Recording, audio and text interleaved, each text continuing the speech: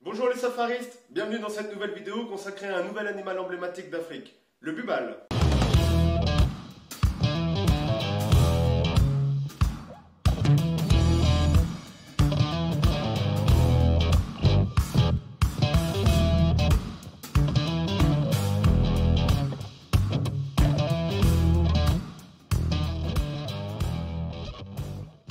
Les bubals font partie de la famille des bovidés. On distingue actuellement 7 sous-espèces de bubal, et chacune d'entre elles a une aire de répartition géographique bien définie.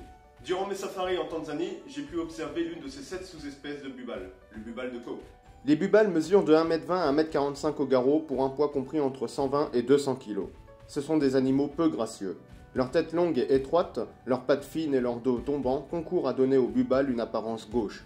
L'aire de répartition historique des bubals était toute l'Afrique des savanes, des bords de la Méditerranée au Cap et du Sénégal à la Somalie. L'une des sous-espèces de bubal, le bubal d'Afrique du Nord, vivait du Maroc à l'Égypte. Cette espèce était une des rares antilopes à vivre au nord du Sahara.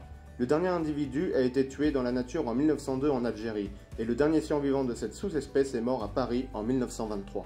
Une autre sous-espèce, le bubal kahama, a été quasiment exterminée d'Afrique australe. En revanche, le bubal de Coke est le plus commun des bubals dans les plaines grasses du sud du Kenya et de la Tanzanie. C'est cette sous-espèce que j'ai pu observer durant mes safaris. La robe des bubals est rousse, châtain à fauve suivant les sous-espèces et les écotypes. Les femelles, comme les mâles, possèdent des cornes annelées, mais un peu plus courtes et fines chez ces dernières. La base des cornes est parfois élargie et aplatie, en général doublement incurvée. Dans le Miombo, il existe une autre espèce, le bubal de Liechtenstein. Habitants typiques des plaines, les bubals sont des herbivores. On les rencontre aussi dans les savanes et les steppes buissonnantes. En principe sédentaires, les bubals migrent parfois en grands groupes à la recherche d'eau et d'herbes grasses. C'est pourquoi vous pouvez rencontrer à Masai Mara de juillet à octobre des groupes de plusieurs centaines, voire de plusieurs milliers de têtes. Lorsqu'ils sont sédentaires, les mâles occupent un territoire de 2 à 4 km² dans lequel vivent une dizaine de femelles et leurs petits. Les mâles territoriaux sont agressifs notamment lorsque les femelles sont en chaleur. Ils surveillent leur territoire debout sur un tertre, en général une termitière. Les groupes de célibataires forment des petites hardes d'une trentaine d'individus. En saison sèche, on aperçoit de temps en temps, dans le parc national de Nairobi, des groupes d'une centaine d'individus comportant des immatures, des adultes et des sujets âgés. Comme les damalisques ou topis, les bubals possèdent un train avant plus haut que le train arrière. La tête se trouve ainsi plus haute que chez les autres antilopes. Associée au comportement précédent de surveillance sur une butte, cette caractéristique anatomique améliore dans les espaces dégagés la détection des prédateurs ou des concurrents.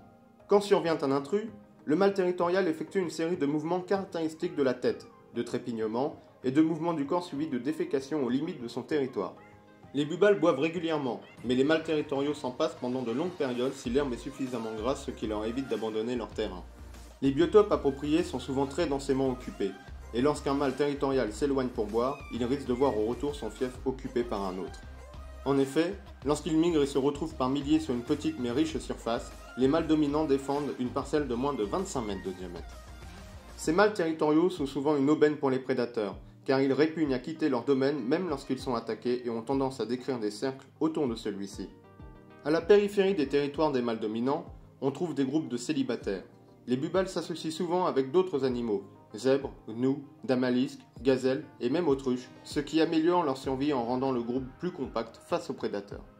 Le mâle est mature vers 27 mois et la femelle vers 18. Cette dernière donne naissance à un petit après une gestation de 8 mois.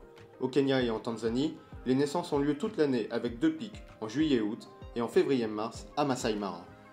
Les bubals se laissent photographier et approcher facilement en voiture, mais s'enfuient promptement d'un trot disgracieux si vous tentez de les approcher à pied, ce qui est d'ailleurs formellement interdit dans les parcs et réserves. Le bubal de Coke n'est pas menacé. Il est inscrit en préoccupation mineure sur la liste rouge de l'UICN. Merci d'avoir regardé cette vidéo, n'hésite pas à t'abonner et à mettre un pouce en l'air, et moi je te dis à très vite pour une prochaine vidéo.